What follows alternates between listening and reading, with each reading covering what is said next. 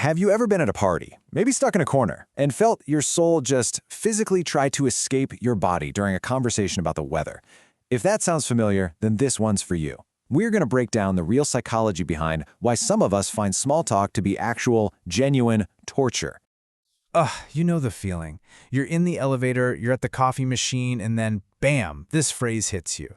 It's that cringy, almost painful moment of forced, cliché conversation. You feel trapped, right? Like you have to engage in this social script you never ever auditioned for. It feels just deeply uncomfortable. So, what is going on here? Seriously. Why do some people physically recoil from a casual chat, while others seem to absolutely live for it? And I'll tell you, this isn't just about being shy or introverted. No. The real answer goes so much deeper and reveals a ton about how different brains are wired. Okay, first things first. If this is you, I want you to know you are not alone, not by a long shot. This is actually a recognized psychological phenomenon. So let's dive into why this feeling is so common and so incredibly powerful for certain people. You see, for a lot of people, small talk is just kind of annoying, a necessary evil of social life. But for others, it's a visceral, deeply negative gut reaction. It's that feeling we were just talking about. Your soul is packing its bags and heading for the door.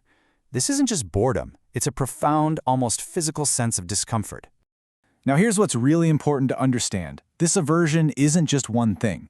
Psychologists have actually identified 3 pretty distinct profiles of people who hate small talk. We're going to unpack each one, and I have a feeling you might just see yourself in one of these groups. All right, let's talk about group number 1. This involves a concept that neuroscientists call a high need for cognition. Now, what does that mean? It means their brain is literally wired to crave depth, complexity, and meaning. It's not a choice, it's just how they're built. It's a fundamental part of their neurology. This really shows the disconnect, right? When you ask a simple, friendly question like, "How was your weekend?" their brain doesn't just hear a polite question. It hears nothing, zero substance. Research actually shows these individuals get almost no dopamine hit from surface-level chat. It's kind of like you're serving an empty plate to a starving mind. Now, the second group has a totally different reason for hating small talk. For them, it isn't necessarily that it's shallow, it's that it's a high-stakes performance. And frankly, they are just exhausted from being on stage all the time. So while you might be just breezing through a conversation, their mind is racing. Psychologists call this a high cognitive load. They're playing this intense game of mental chess, analyzing every single word, every facial expression, every little pause. And because they're so busy performing and self-monitoring, they can't actually be present in the moment. It makes the whole thing feel fake and disconnected. Now for our third group. The problem isn't brain chemistry or performance anxiety. It's something else entirely. For them, small talk isn't a social lubricant that makes things easier. It feels like a cage that prevents any real human connection from ever happening. This third group really values what psychologists call existential authenticity. They feel this deep, almost moral need for their conversations to be genuine. So following these social scripts feels like a tiny betrayal of who they really are. Saying, "I'm good, thanks," when you're actually falling apart inside doesn't just feel boring, it feels like you're lying. But wait, here is the part that nobody ever talks about. All 3 of these very different groups, they all share one surprising trait. You could even call it a secret superpower in our super noisy world. Think about it. Most people panic when a conversation stops. They scramble for anything to fill that void. But for people who hate small talk, silence doesn't scare them. They are genuinely okay with it. They've figured out that a lot of the time, silence can be way more honest and connective than meaningless chatter. It just says, "Hey, I don't need to perform for you. I'm fine just existing here with you." Okay, we really need to talk about the big stereotype that follows these people around. It's time to debunk a huge myth about why someone might avoid casual chit-chat. The common assumption, right?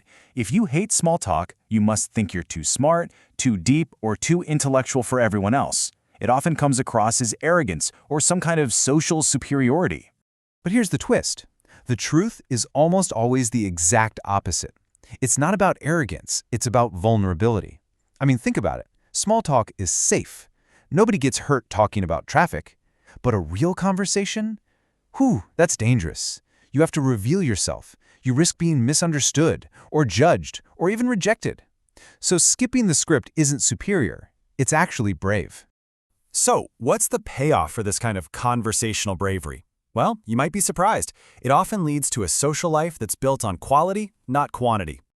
Research consistently shows that these folks often have fewer friends. They might not have this huge circle of acquaintances, but, and this is a big but, the friendships they do have are so much deeper and more meaningful.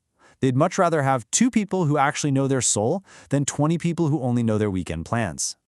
So, ultimately, for someone who craves depth, small talk doesn't feel like a stepping stone to connection at all. It feels like a wall. Every single minute you spend on the surface is a minute you're not spending actually getting to know someone on a real human level. All right, we've broken down all the psychology. Now let's turn this back to you for a second. What does all of this mean if you're the one who hates small talk?